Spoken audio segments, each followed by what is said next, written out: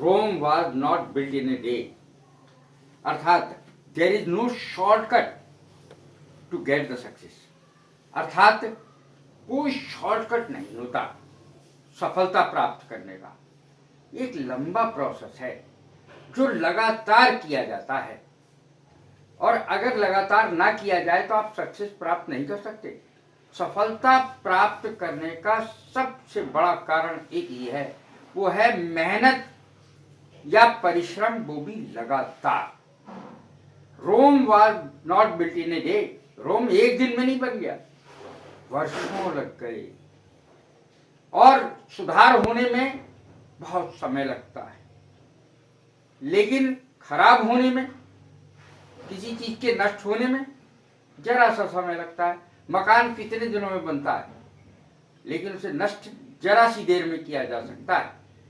तो इस तरीके से मेहनत ही एक सरल उपाय है, और लगातार मेहनत ही एक सरल उपाय है, और इसका कोई शॉर्टकट नहीं होता, कोई छोटा रास्ता नहीं होता। आज जो हमें सीखना है वो है कि हमें ये नियम जो मैं आज बताने जा रहा हूं ये भूलने कभी नहीं है, हमें याद रख लेने चाहिए, अपने माइंड में हमेशा के लिए याद रख लेने चाहिए, कभी नहीं भूलना चाहिए। पहला नियम, अंग्रेजी सीखना है तो यह नियम ना भूलें। पहला नियम, सुपीरियर उच्च, जूनियर कनिष्ठ छोटा पद, इंफीरियर तुच्छ, प्रायर पूर्व पहले, सीनियर वरिष्ठ। इस तरीके से ये जो शब्द होते हैं जिनके आखिर में आई ओ आर लगा हुआ हो, हर एक में देख लें, I O R I O R I O R I O R, सब में आई ओ आर लगा हुआ है। ये होते तो कॉम्पिटिटिव डिग्री के शब्द हैं, अर्थात तुलनात्मक वाक्य होते थे, तुलना के वाक्यों में इसका प्रयोग होता है, लेकिन इसमें देन का प्रयोग कभी नहीं होता।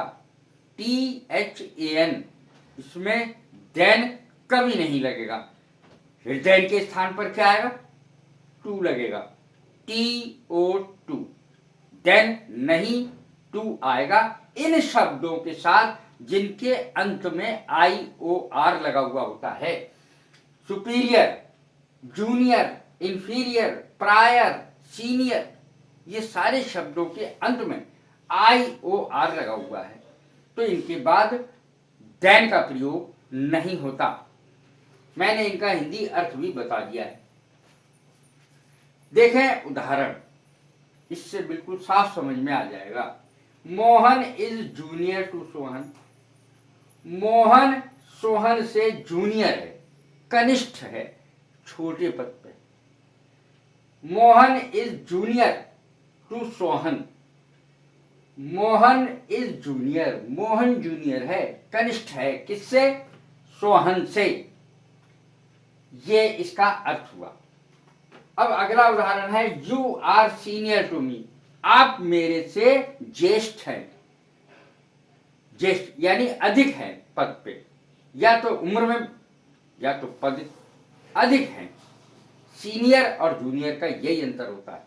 सीनियर उसको भी कहते हैं जिसको सर्विस करते हुए ज्यादा समय हो जाए, और श्रेष्ठ को भी कहते हैं जो ज्यादा सीनियर है, ज्यादा पहले आया या जिसकी नौकरी अधिक है, तो वो सीनियर कहलाता है। Mohan is junior to Sohan, Mohan Sohan से जूनियर है। You are senior to me, आप मुझसे ज्येष्ठ हैं, ज्यादा सीनियर है। अब दूसरा नियम सीखें।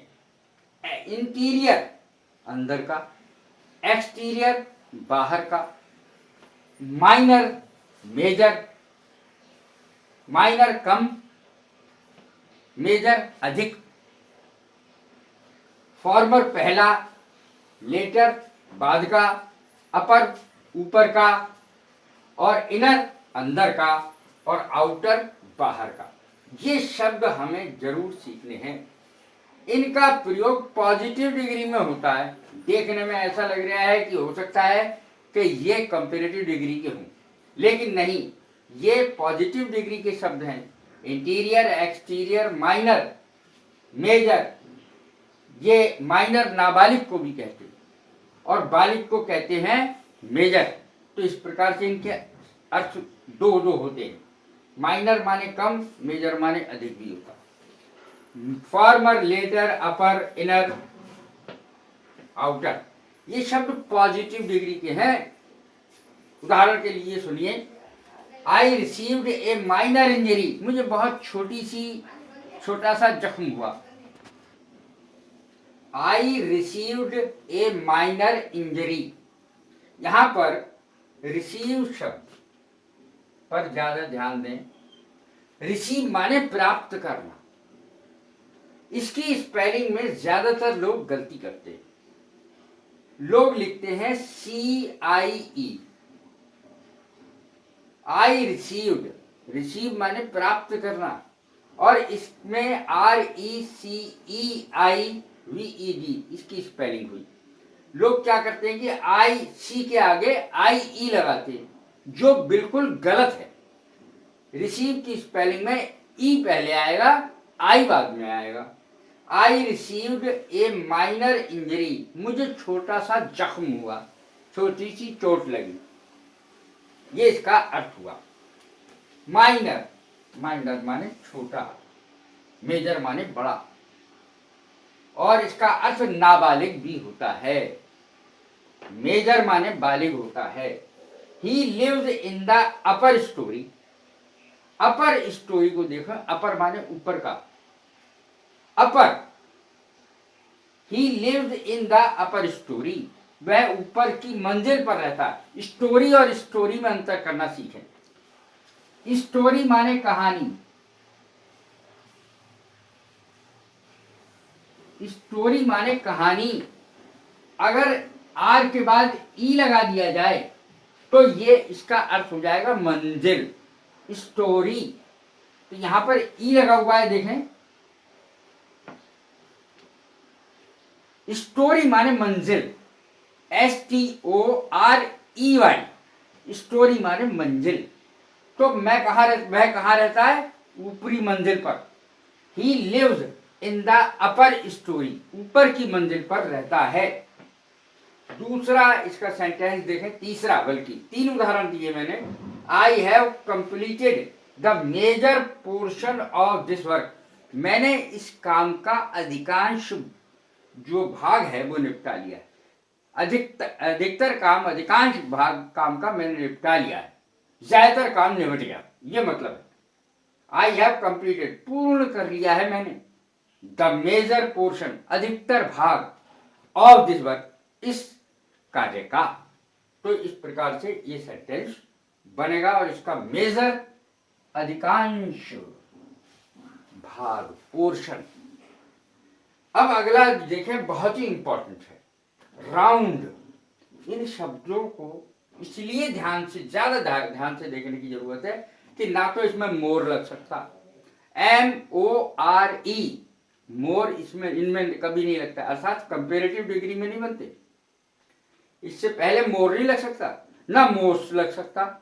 मोस्ट, MOST, मोस्ट नहीं लग सकता इसमें, और MORE, मोर भी नहीं लग सकता। ये अपने आप में स्वयं ही मोस्ट है, अर्थात सुपरलेटिव डिग्री के, इसलिए इसमें कभी मोस्ट या मोर का प्रयोग नहीं होता। ये कंपेरेटिव डिग्री में भी नहीं बनते, सुपरलेटिव डिग्री में भी इनका इस्तेमाल नहीं होता, खुद ही सुपरलेटिव डिग्री है। शब्द है राउंड, राउंड माने गोल।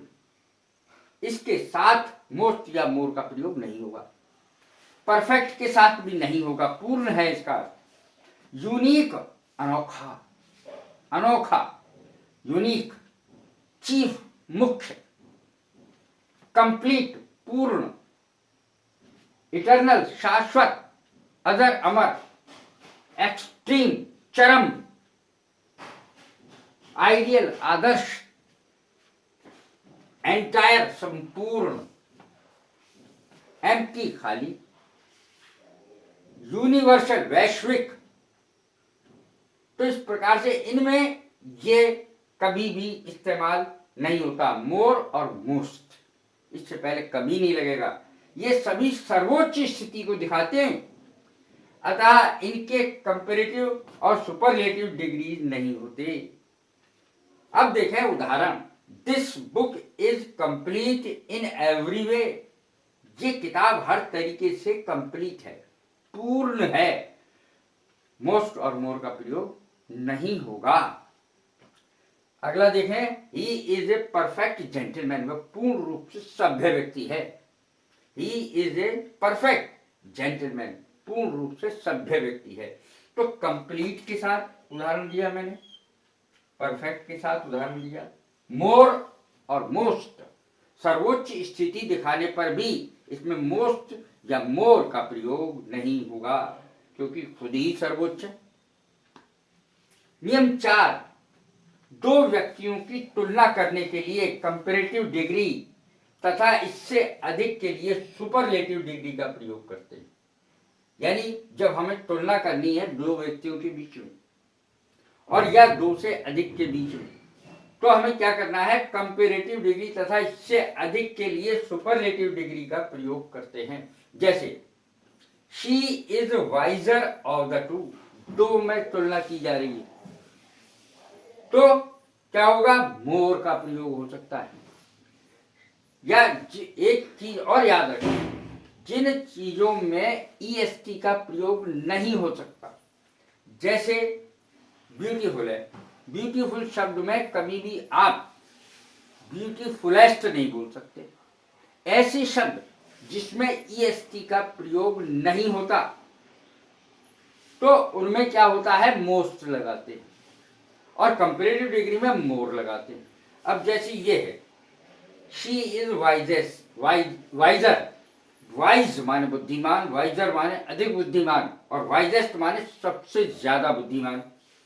तो इसमें कभी भी जैसे वाइजर है, तो इसमें वाइजर लगने से अगर ये काम चल रहा है तो मोर का प्रयोग नहीं होगा। जैसे ब्यूटीफुल में मोर का प्रयोग होगा, क्योंकि उसमें ER नहीं लग सकता, EST नहीं लग सकता बाद में।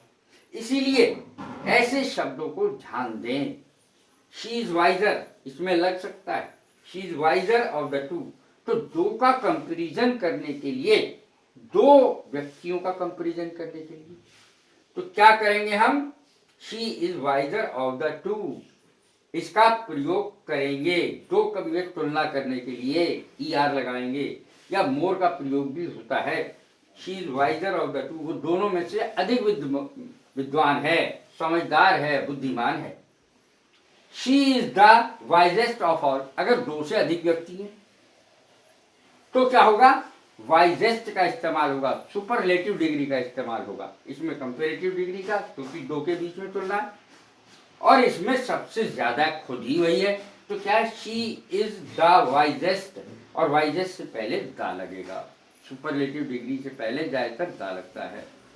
She is the wisest of all, वो सबसे ज्यादा बुद्धिमान है, वह सबसे ज्यादा बुद्धिमान है। तो ये मैंने आपको कुछ खास नियम बताए, खास नियम, ध्यान देने योग्य नियम है ये। और यदि इन पर ध्यान नहीं दिया जाएगा तो अंग्रेजी तो आप गलत बोलेंगे ही बोलेंगे। इसलिए मेरे बताए गए नियमों पर आप खास ध्यान जरूर दें। ये मैंने बहुत सारे शब्द आज बताए, कई नियम बताए, कम से कम मैंने 4 नियम बताए और सबको ढंग से बताया गया है ताकि बच्चे समझ सकें, लोग समझ सकें। सभी के लिए ये चीज है। कई लोगों ने मुझसे इस बात के लिए पूछा था, मैंने ये आज जवाब दिया है। यदि मेरी ये वीडियो पसंद आ रही हो तो लाइक करें, शेयर करें, सब्सक्राइब करें। God bless you, thank you very much.